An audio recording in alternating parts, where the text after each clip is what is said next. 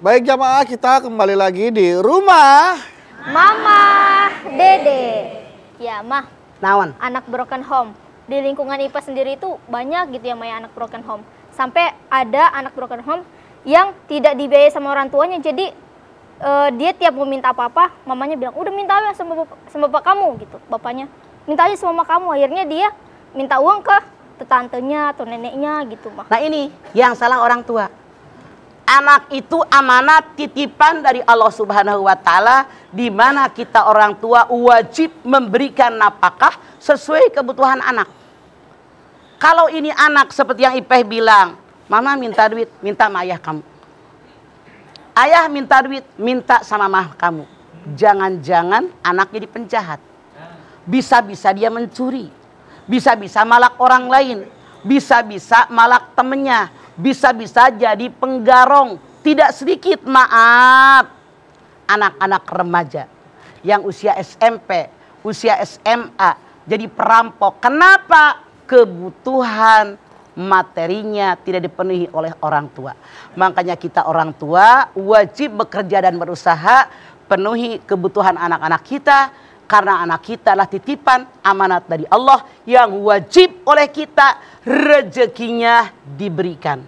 Anda nggak usah berkecil hati, nggak usah khawatir, rezeki buat anak-anak kita disiapkan oleh Allah, termasuk rezeki buat kita. Dalam Al-Isra ayat 31. Wala taqtulu auladakum khasyata imlaq. Kata Allah, jangan bunuh anak kalian karena kalian takut kemiskinan.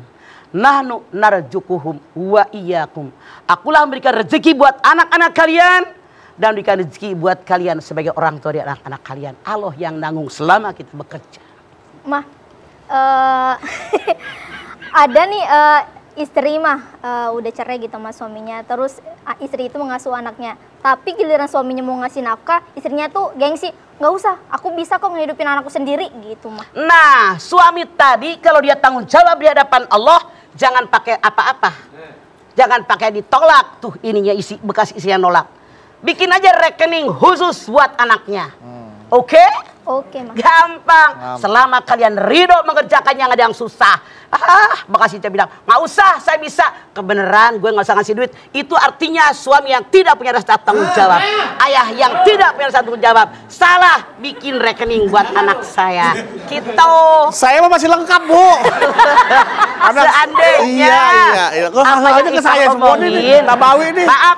Iya. Apa yang Ipah omongin tidak mustahil di masyarakat kita ada. Betul, ada, betul, Pak. Jadi ketika suami yang ngasih duit, nggak usah, Gengsi. saya masih mampu. Iya, benar. Karena saking keselnya nunjukkan saya sebagai istri mampu, nggak usah belagu jadi suami.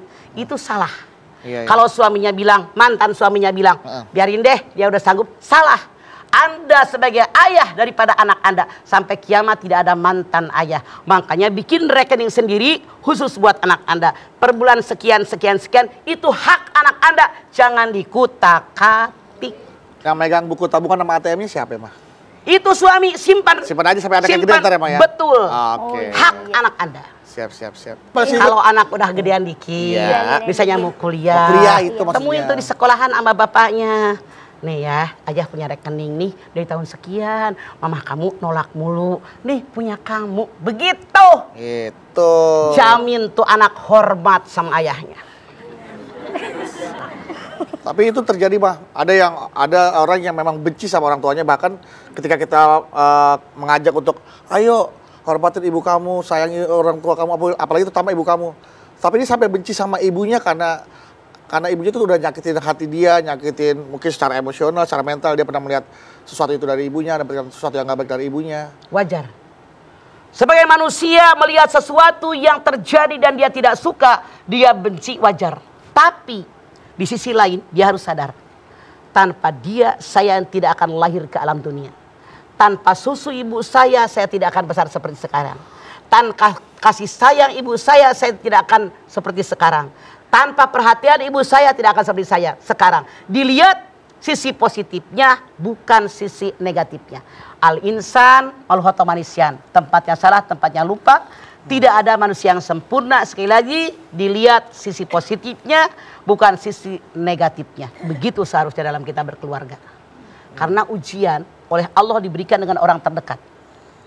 Anda lihat dalam Al-Baqarah 155 156.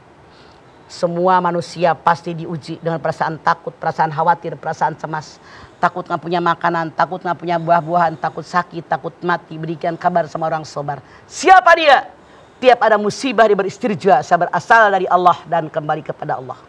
Kalau berikan ujian dari orang terdekat, suami baik, bini centil. Bini baik, suami ganjen. Suami istri baik, anak pertama ngalawan. Ayah. Anak pertama bener, nuka dua pika sebelen, nuka dua baik, yang ketiga ngerongrong. Suami istri anak semuanya baik, bapak kandung pika sebelen, mak kandung nyebelin, saudara kandung nyebelin, semuanya baik. Mertua ngerongrong, mertua baik, ipar nyebelin, ipar baik, menantu minta dijitak, tetangga nyebelin, ekonomi nyebelin, kemudian penyakit nyebelin. Semua di Quran jelas. Buat apa diuji dengan orang terdekat? Anda lihat Al-Muluk ayat 2, alladzi khalaqal mauta wal hayata liyabluwakum ayyukum ahsanu amala. Menguji kalian siapa yang terbaik amalnya di antara kalian. Makanya jadi orang yang beriman diuji bagaimanapun tetap naik. Itu seharusnya. Oke, baik.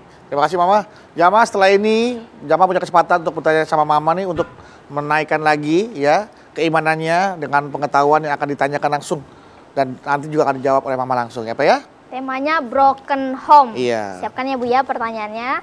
Ya. Dan untuk para jamaah yang ada di rumah jangan kemana-mana. Setelah ini kita akan kembali tetap di rumah Mama Dede.